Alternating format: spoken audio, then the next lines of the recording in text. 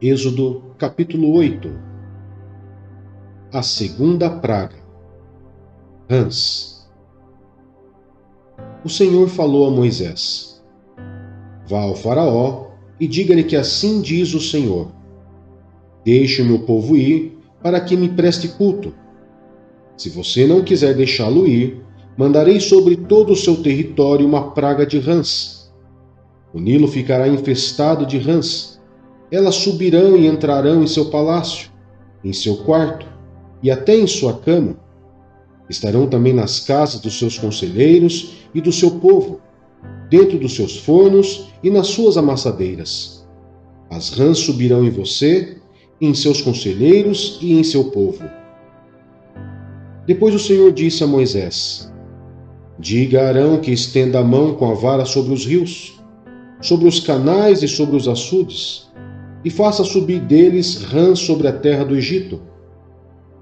Assim Arão estendeu a mão sobre as águas do Egito, e as rãs subiram e cobriram a terra do Egito. Mas os magos fizeram a mesma coisa por meio de suas ciências ocultas. Fizeram subir rãs sobre a terra do Egito. O faraó mandou chamar Moisés e Arão e disse: Orem ao Senhor, para que ele tire essas rãs de mim e do meu povo. Então deixarei o povo ir e oferecer sacrifícios ao Senhor. Moisés disse ao faraó: Tua é a honra de dizer-me quando devo orar por ti, por teus conselheiros e por teu povo, para que tu e tuas casas fiquem livres das rãs e sobrem apenas as que estão no rio. Amanhã, disse o faraó. Moisés respondeu: Será como tu dizes, para que saibas que não há ninguém como o Senhor, o nosso Deus. As rãs deixarão a ti, a tuas casas, a teus conselheiros e a teu povo. Sobrarão apenas as que estão no rio. Depois que Moisés e Arão saíram da presença do faraó, Moisés clamou ao Senhor por causa das rãs que enviara sobre o faraó. E o Senhor atendeu o pedido de Moisés. Morreram as rãs que estavam nas casas, nos pátios e nos campos. Foram ajuntadas em montões, e por isso a terra cheirou mal. Mas quando o faraó percebeu que houve alívio, obstinou-se em seu coração e não deu mais ouvidos a Moisés e Arão, conforme o Senhor tinha dito. A terceira praga: piolhos. Então o Senhor disse a Moisés: Diga a Arão que estenda a sua vara e fira o pó da terra, e o pó se transformará em piolhos por toda a terra do Egito. Assim fizeram, e quando Arão estendeu a mão e com a vara feriu o pó da terra, surgiram piolhos nos homens e nos animais. Todo o pó de toda a terra do Egito transformou-se em piolhos. Mas quando os magos tentaram fazer surgir piolhos por meio das suas ciências ocultas, não conseguiram. E os piolhos infestavam os homens e os animais. Os magos disseram ao faraó: Isso é o dedo de Deus. Mas o coração do faraó permaneceu endurecido e ele não quis ouvi-los, conforme o Senhor tinha dito. A quarta praga: moscas. Depois o Senhor disse a Moisés: Levante-se bem cedo e apresente-se ao faraó, quando ele estiver indo às águas. Diga-lhe que assim diz o Senhor: Deixe o meu povo ir para que me preste culto. Se você não deixar o meu povo ir, enviarei enxames de moscas para atacar você, os seus conselheiros, o seu povo e as suas casas. As casas dos egípcios e o chão em que pisam se encherão de moscas. Mas naquele dia, tratarei de maneira diferente a terra de Gósen, onde habita o meu povo. Nenhum enxame de moscas se achará ali, para que você saiba que eu, o Senhor, estou nessa terra. Farei distinção entre o meu povo e o seu. Esse sinal milagroso acontecerá amanhã. E assim fez o Senhor. Grandes enxames de moscas invadiram o palácio do faraó e as casas dos seus conselheiros, e em todo o Egito a terra foi arruinada pelas moscas. Então Faraó mandou chamar Moisés e Arão e disse: Vão oferecer sacrifício ao seu Deus, mas não saiam do país. Isso não seria sensato, respondeu Moisés. Os sacrifícios que oferecemos ao Senhor, o nosso Deus, são um sacrilégio para os egípcios. Se oferecermos sacrifícios que lhes pareçam sacrilégio, isso não os levará a nos apedrejar? Faremos 3 dias de viagem no deserto e ofereceremos sacrifícios ao Senhor, o nosso Deus, como ele nos ordena. Disse o Faraó: Eu os deixarei ir e oferecer sacrifícios ao Senhor, o seu Deus, no deserto. Mas não se afastem muito e orem por mim também. Moisés respondeu: Assim que sair da sua presença, orarei ao Senhor, e amanhã os enxames de moscas deixarão o Faraó, teus conselheiros e teu povo. Mas que o Faraó não volte a agir com falsidade, impedindo que o povo vá oferecer sacrifício ao Senhor. Então Moisés saiu da presença do Faraó e orou ao Senhor, e o Senhor atendeu o seu pedido. As moscas deixaram o Faraó, seus conselheiros e seu povo. Não restou uma só mosca. Mas também, dessa vez, o Faraó obstinou-se em seu coração e não deixou que o povo saísse.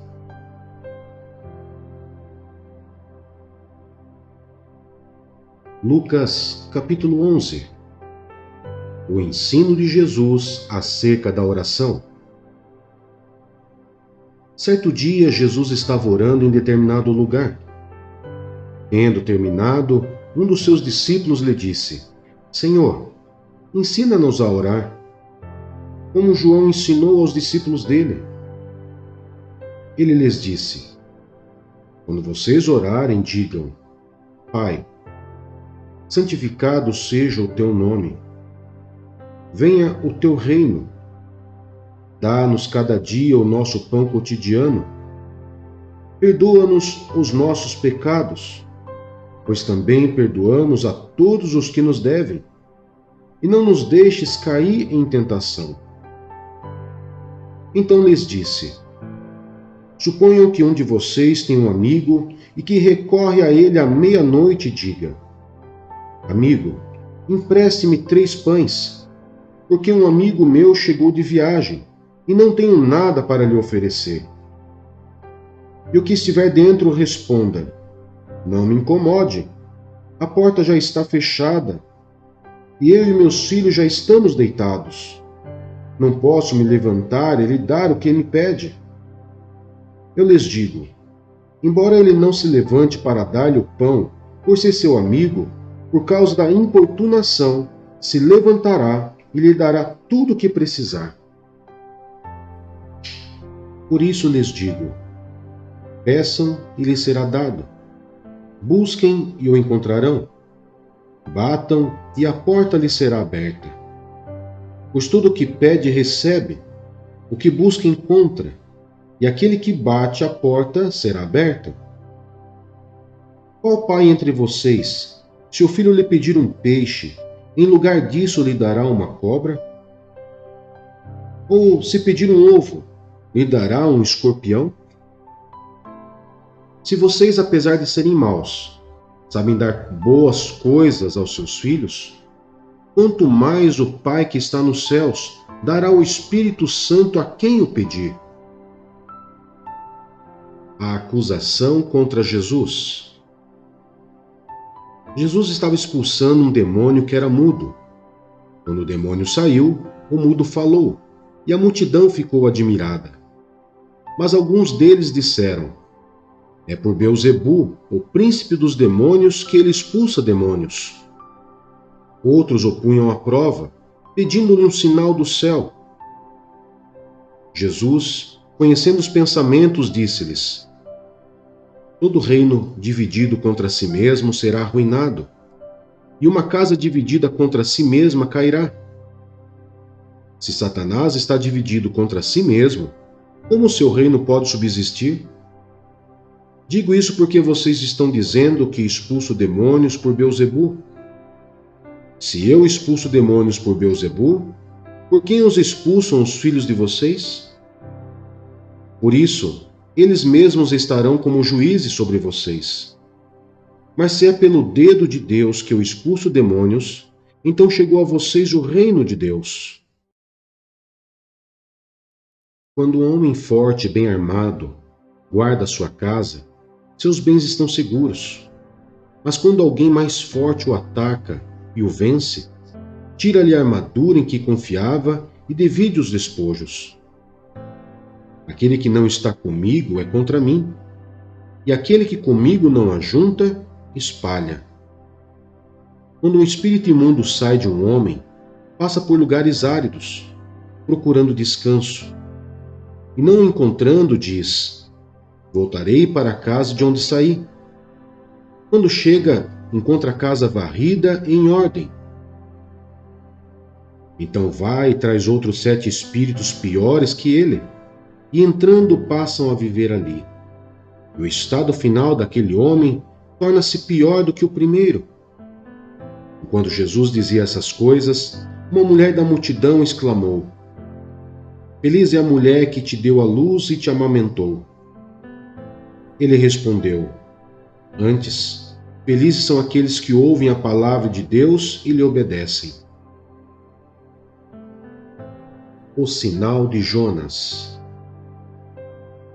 Aumentando a multidão, Jesus começou a dizer: Esta é uma geração perversa. Ela pede um sinal milagroso, mas nenhum sinal lhe será dado, exceto o sinal de Jonas. Pois assim como Jonas foi um sinal para os ninivitas, o Filho do Homem também o será para esta geração. A rainha do sul se levantará no juízo com os homens desta geração e os condenará, pois ela veio dos confins da terra para ouvir a sabedoria de Salomão. E agora está aqui quem é maior do que Salomão. Os homens de Nínive se levantarão no juízo com esta geração e a condenarão, pois eles se arrependeram com a pregação de Jonas. E agora está aqui quem é maior do que Jonas. A candeia do corpo. Ninguém acende uma candeia e a coloca em um lugar onde fique escondida ou debaixo de uma vasilha. Ao contrário, coloca-a no lugar apropriado, para que os que entram possam ver a luz. Os olhos são a candeia do corpo. Quando seus olhos forem bons, igualmente todo o seu corpo estará cheio de luz. Mas quando forem maus, igualmente o seu corpo estará cheio de trevas. Portanto, cuidado para que a luz que está em seu interior não sejam trevas. Logo, se todo o seu corpo estiver cheio de luz e nenhuma parte dele estiver em trevas, estará completamente iluminado, como quando a luz de uma candeia brilha sobre você. Jesus condena a hipocrisia dos fariseus e dos peritos da lei. Tendo terminado de falar, um fariseu o convidou para comer com ele. Então Jesus foi e reclinou-se à mesa. Mas o fariseu, notando que Jesus não se lavara cerimonialmente antes da refeição, ficou surpreso. Então o Senhor lhe disse: Vocês, fariseus, limpam o exterior do copo e do prato, mas interiormente estão cheios de ganância e de maldade. Insensatos! Quem fez o exterior não fez também o interior? Mas deem o que está dentro do prato como esmola e verão que tudo lhes ficará limpo. Ai de vocês, fariseus, porque dão a Deus o dízimo da hortelã, da arruda e de toda sorte de hortaliças, mas desprezam a justiça e o amor de Deus. Vocês deviam praticar essas coisas sem deixar de fazer aquelas. Ai de vocês, fariseus, porque amam os lugares de honra nas sinagogas e as saudações em público. Ai de vocês, porque são como túmulo que não são vistos, por sobre os quais os homens andam sem o saber. Um dos peritos na lei lhe respondeu: Mestre, quando dizes essas coisas, insultas também a nós. Quanto a vocês, peritos na lei, disse Jesus, ai de vocês também, porque sobrecarregam os homens com fardos que dificilmente eles podem carregar, e vocês mesmos não levantam nem um dedo para ajudá-los. Ai de vocês, porque edificam os túmulos dos profetas, sendo que foram seus próprios antepassados que os mataram. Assim vocês dão testemunho de que aprovam o que os seus antepassados fizeram. Eles mataram os profetas e vocês lhe edificam os túmulos. Por isso, Deus disse em sua sabedoria: Eu lhes mandarei profetas e apóstolos, dos quais eles matarão alguns e a outros perseguirão. Pelo que, esta geração será considerada responsável pelo sangue de todos os profetas, derramado desde o princípio do mundo, desde o sangue de Abel até o sangue de Zacarias, que foi morto entre o altar e o santuário. Sim, eu lhes digo, esta geração será considerada responsável por tudo isso. Ai de vocês, peritos na lei, porque se apoderaram da chave do conhecimento. Vocês mesmos não entraram e impediram os que estavam prestes a entrar. Quando Jesus saiu dali, os fariseus e os mestres da lei começaram a opor-se fortemente a ele e a interrogá-lo com muitas perguntas, esperando apanhá-lo em algo que dissesse.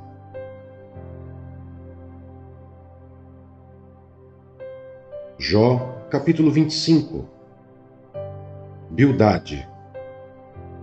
Então Bildade de Suá respondeu: O domínio e o temor pertencem a Deus. Ele impõe ordem nas alturas que a ele pertencem. Seria possível contar os seus exércitos? E a sua luz, sobre quem não se levanta? Como pode então o homem ser justo diante de Deus? Como pode ser puro quem nasce de mulher? Se nem a lua é brilhante, e nem as estrelas são puras aos olhos dele, muito menos o será o homem, que não passa de larva, o filho do homem, que não passa de verme.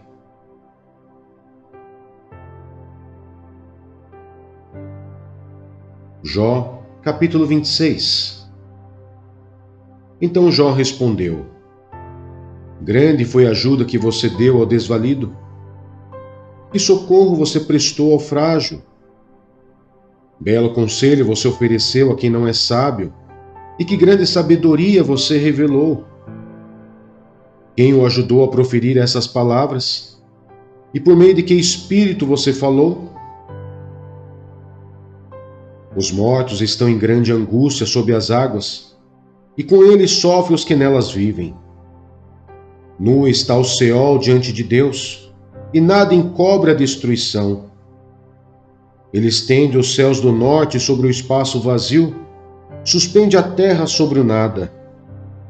Envolve as águas em suas nuvens, e estas não se rompem sob o peso delas. Ele cobre a face da lua cheia, estendendo sobre ela as suas nuvens. Traça o horizonte sobre a superfície das águas, para servir de limite entre a luz e as trevas. As colunas dos céus estremecem e ficam perplexas diante da sua repreensão. Com seu poder agitou violentamente o mar, com sua sabedoria despedaçou o monstro dos mares. Com seu sopro os céus ficaram límpidos, sua mão feriu a serpente arisca. E isso tudo é apenas a borda de suas obras. Um suave sussurro é o que ouvimos dele. Mas quem poderá compreender o trovão do seu poder?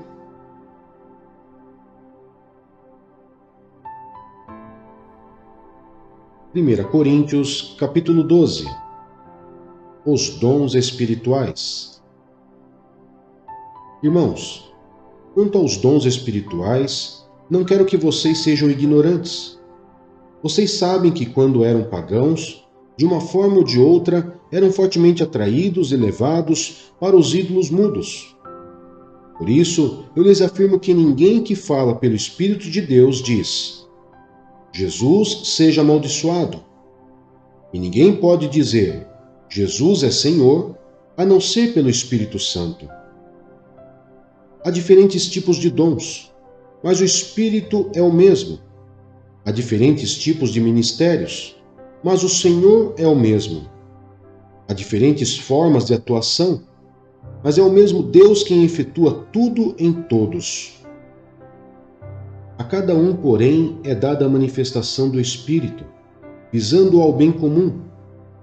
Pelo Espírito, a um é dada a palavra de sabedoria, a outro, pelo mesmo Espírito, a palavra de conhecimento, a outro, fé, pelo mesmo Espírito, a outro, dons de curar, pelo único Espírito, a outro, poder para operar milagres, a outro, profecia, a outro, discernimento de espíritos, a outro, variedade de línguas, e ainda a outro, interpretação de línguas. Todas essas coisas, porém, são realizadas pelo mesmo e único Espírito, e ele as distribui individualmente a cada um como quer. Diversidade na unidade. Ora, assim como o corpo é a unidade, embora tenha muitos membros, e todos os membros, mesmo sendo muitos, formam um só corpo, assim também com respeito a Cristo. Pois em um só corpo, todos nós fomos batizados em um único Espírito, quer judeus, quer gregos, quer escravos, quer livres. E a todos nós foi dado beber de um único Espírito. O corpo não é feito de um só membro, mas de muitos. Se o pé disser, por que não sou mão, não pertenço ao corpo, nem por isso deixa de fazer parte do corpo. E se o ouvido disser, por que não sou olho, não pertenço ao corpo, nem por isso deixa de fazer parte do corpo. Se todo o corpo fosse olho, onde estaria a audição? Se todo o corpo fosse ouvido, onde estaria o olfato? De fato, Deus dispôs cada um dos membros no corpo segundo a sua vontade. Se todos fossem um só membro, onde estaria o corpo? Assim, há muitos membros, mas um só corpo. O olho não pode dizer à mão, não preciso de você. Nem a cabeça pode dizer aos pés, não preciso de vocês. Ao contrário, os membros do corpo que parecem mais fracos são indispensáveis, e os membros que pensamos serem menos honrosos, tratamos com especial honra. E os membros que em nós são indecorosos, são tratados com decoro especial, enquanto os que em nós são decorosos não precisam ser tratados de maneira especial. Mas Deus estruturou o corpo dando maior honra aos membros que dela tinham falta, a fim de que não haja divisão no corpo, mas sim que todos os membros tenham igual cuidado uns pelos outros. Quando um membro sofre, todos os outros sofrem com ele. Quando um membro é honrado, todos os outros se alegram com ele. Ora, vocês são o corpo de Cristo, e cada um de vocês individualmente é membro desse corpo. Assim, na Igreja, Deus estabeleceu primeiramente apóstolos, em segundo lugar profetas, em terceiro lugar mestres, depois os que realizam milagres, os que têm dons de curar, os que têm dom de prestar ajuda, os que têm dons de administração e os que falam diversas línguas. São todos apóstolos? São todos profetas? São todos mestres? Têm todos o dom de realizar milagres? Têm todos dons de curar? Falam todos em línguas? Todos interpretam? Entretanto, busquem com dedicação os melhores dons.